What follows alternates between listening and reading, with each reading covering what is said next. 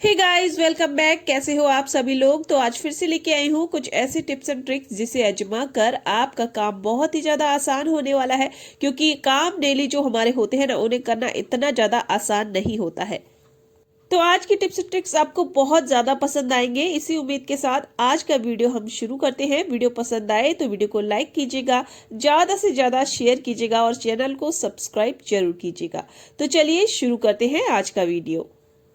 आज का पहला टिप होने वाला है यहाँ पर कैंची को लेकर या कोई भी औजार जो आपके घर में हो। आपने देखा होगा थोड़े दिन के बाद ना ये जम से जाते हैं, मतलब जाम हो जाते हैं। इसको खोलोगे आप तो सही से नहीं खुलते हैं। तो ये देखिए यहाँ पर ना हल्की हल्की सी जो जंग होती है वो भी आने लगी है। अगर कैंची की मैं बात करूं तो आपने देखा होगा थोड़े दिन के बाद ना ये टाइट चलने लगती है। तो इसके लिए एक छोटा सा टिप दे रही हूँ। आप ले लीजिए वैसलीन या फिर बोरोलीन, ठीक है। और आपको यहाँ पर ये देखिए, यहाँ पर इसको लगा देना है जैसे मैं लगा रही हूँ। जो लोग सिलाई वगैरह करते हैं ना, उनको बहुत ही ज्यादा प्रॉब्लम होती है। तो ये देखिए छोटा सा टिप है लेकिन बहुत ही ज्यादा काम का है। ये देखिए इस तरह से आपको चला देना है, ठीक है। दोनों चीजों में से कोई भी चीज आप ले सकते हो। तो देखिए मैंने इसको अच्छे से लगा दिया। इससे क्या होगा ना, ये जो क्रीम हमने लगाई है बोरोलीन या वैसलीन, वो अंदर तक इसके चली जाएगी और आपकी जो कैंची वगैरह है ना, बहुत आराम से चलने लगेगी। ये यहाँ पे देख सकते हैं कितने अच्छे से चलना शुरू हो गई है। और बिल्कुल इसी तरह इस टिप को आप किसी भी औजार पे ट्राई कर सकते हो, आपको बेहद ही पसंद आएगा। अगला टिप है यहाँ पर परफ्यूम को लेकर। देखिए परफ्यूम तो हमें लगाना बहुत पसंद होता है, कई सारे लोग इसे लगाते हैं। लेकिन आपने देखा होगा इसको हम जब लगाते हैं ना, थोड़ी देर के बाद ये उड़ जाता है। खासकर हम अगर कान के पीछे लगाएं, हाथ में लगाएं, ठीक है, या गर्दन पे लगाएं। तो इसके लिए एक छोटा सा टिप दे रही हूँ, जिससे आप अगर परफ्यूम यहाँ पर यूज करते हैं तो काफी लंबे टाइम तक इसकी जो फ्रेग्रेंस है वो टिकी रहेगी। तो इसके लिए आपको कुछ नहीं करना है, सेम बिल्कुल उसी तरह से आपको क्या करना है, वैसलीन ले लीजिए या फिर बोरोलीन ले लीजिए। ये देखिए मैंने यहाँ पर बोरोलीन लिया है। और इसको लेने के बाद जैसे आप अपनी गर्दन पे इसको लगा रहे हो, कान के पीछे लगा रहे हो या हथेली पे यहाँ पर लगा रहे हो, ठीक है। तो इसको लगाने से पहले थोड़ा सा वैसलीन या बोरोलीन आपको लगा लेना है। और इसके बाद आप क्या कीजिए, जो आपका परफ्यूम है वो ले लीजिए। और परफ्यूम लेने के बाद आप इस तरह से इसको लगा लीजिए। इससे आप देखेंगे आपका जो परफ्यूम है ना, जल्दी से नहीं उड़ेगा। इसकी फ्रेग्रेंस काफी लंबे टाइम तक आपके हाथ पर या कान के पीछे या फिर गर्दन पर रहेगी और आपको एक भीनी भीनी सी खुशबू हमेशा आती रहेगी। तो जरूर से ट्राई कीजिएगा अगर आप भी मेरी तरह परफ्यूम लगाने के शौकीन हैं। तो चलिए बढ़ते हैं अपने अगले टिप की तरफ। अगले टिप में देखिए मैंने यहाँ पर स्वेटर लिया है। अभी ठंडी का मौसम चल रहा है तो देखिए हम स्वेटर सॉल तो पहनते ही हैं, लेकिन पहनते पहनते क्या होता है, इस तरह से ऊन ना बाहर निकल आती है और ये देखने में भी बहुत गंदी लगती है। अगर हम इसको कैंची से काट देंगे तो जाहिर सी बात है हमारा जो स्वेटर है यहीं से उधड़ जाएगा। अब देखिए इसके लिए आप क्या टिप यूज कर सकते हो जिससे आपका स्वेटर भी ना उधड़े और इस तरह से ना बाहर ये जो निकला हुआ है ऊन वो भी अंदर चला जाए। तो इसके लिए एक छोटा सा ट्रिक बता रही हूँ जिसका यूज करके आप अपने स्वेटर का इस तरह से, अगर ऊन बाहर निकला है तो उसको इजिली अंदर कर सकते हैं। ये देखिए यहाँ पर जो बॉबी पिन होती है ना, वो आपको ले लेनी है और ये इसको इस तरह से जो ऊन निकली हुई है ना, इसमें आपको फंसा देना है। ये देखिए इस तरह से फंसाने के बाद आप क्या कीजिए, जहां से ये निकली है वही वापस इसको इस तरह से डाल दीजिए।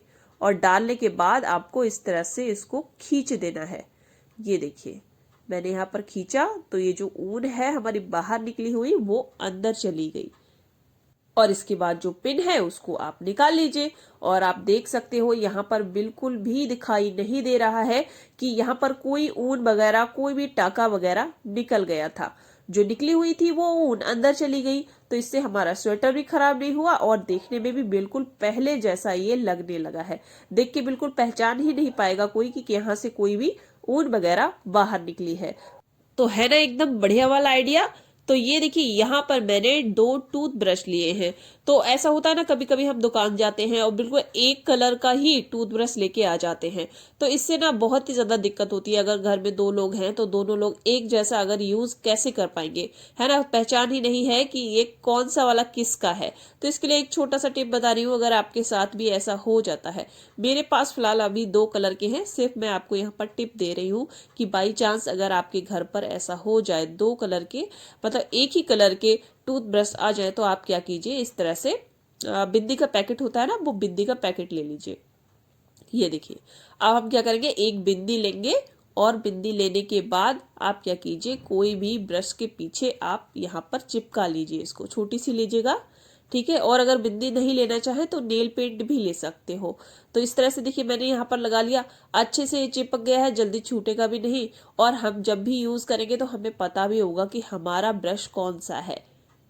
तो इस तरह से छोटे छोटे जुगाड़ करके आप अपने काम को बहुत ही ज्यादा आसान कर सकते हो, है ना। तो ये देखिए आराम से दिख रहा है, जब भी आपको यूज करना हो तो आपको पता रहेगा कि ये वाला ब्रश मेरा है और ये किसी और का, है ना। तो ये जो आपकी कंफ्यूजन है वो दूर हो जाएगी। कई बार हमें किचन में बहुत सारा काम रहता है, सब्जी काटना रहती है, और इस तरह से देखिए हम जब सब्जी काटते हैं तो हमारा जो ना नेल्स के नीचे, मतलब जो खाल होती है वहां पर आपने देखा होगा बार बार चाकू लगता है और यहाँ कट जाता है। और इसके बाद अगर हम सब्जी काटते हैं तो बिल्कुल काटना बहुत ही ज्यादा मुश्किल हो जाता है। ये लगभग सभी के साथ होता है। तो इसके लिए एक छोटा सा मैं टिप दे रही हूँ, जिससे आप कभी भी सब्जी अगर काटेंगे तो सबसे पहले तो आपके ऐसे निशान नहीं पड़ेंगे, ठीक है। और अगर पड़ भी गया है, कट भी गया है आपका हाथ यहाँ से चाकू के बार बार लगने से, तो आप आराम से अपनी सब्जी को कट कर पाएंगे। इसके लिए क्या कीजिए, इस तरह से एल्युमिनियम फॉयल लीजिए और इस तरह से आपको अपने हाथ पर लपेट देना है। वैसे इसके ऊपर मैं एक वीडियो बना चुकी हूँ, आपने अगर नहीं देखा है तो आप देख सकते हो, उसमें बहुत अच्छे से मैंने बताया है। तो ये देखिए इस तरह से आपको अच्छे से लपेटने के बाद कोई भी सब्जी वगैरह ऐसे कट करना है। ये देखिए मैं कट कर रही हूँ, तो जो चाकू है ना वो हमारे हाथ पर ना लगकर ये जो एल्युमिनियम फॉयल है ना इस पर लगेगा। और अगर आपका हाथ कट भी गया है तब भी बहुत ही आराम से आप सब्जी को काट पाएंगे। और आप चाहें तो इस तरह से कैप बनाकर रख लीजिए अंगूठे का, और सब्जी जब काटे तो इसको पहन कर काटिए, इससे आपका हाथ बिल्कुल भी नहीं कटने वाला है।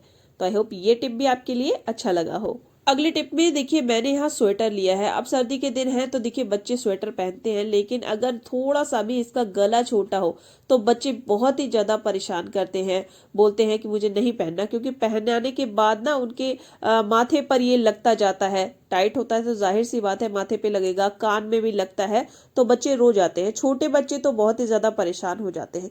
तो इसके लिए एक छोटा सा टिप दे रही हूँ। इस तरह से आपको क्या करना है, पॉलिथीन ले लेना है, जो सब्जी वगैरह में निकलती है ना वही।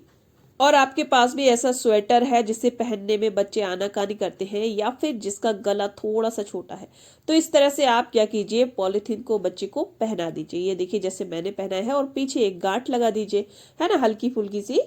और इस पॉलिथीन को पहनाने के बाद फिर आप अपने बच्चे को स्वेटर पहनाइए, या कोई भी टी शर्ट जो बच्चा बिल्कुल पहनना नहीं चाहते हो, जिससे उसको दर्द होता हो कानों में या सर पे जो अटक जाता हो, आराम से उसको आप पहना सकते हो। ये देखिए, और इसके बाद जो पॉलिथीन है उसको हटा दीजिए। जिन माओं को छोटे छोटे बच्चों को स्वेटर पहनाना बहुत ही ज्यादा मतलब परेशानी होती है, वो इस टिप के थ्रू आराम से बच्चों को स्वेटर पहना सकते हैं, और बच्चे रोएंगे भी नहीं और उन्हें कोई दर्द भी नहीं होगा। तो आज के सारे टिप्स एंड ट्रिक्स आपको बहुत पसंद आए होंगे। इसी उम्मीद के साथ आज की वीडियो का यहीं पे एंड करती हूँ। आपसे फिर से मुलाकात होगी ऐसे ही यूजफुल टिप्स एंड ट्रिक्स के साथ। जय Bharat, Vande Mataram, bye bye everyone.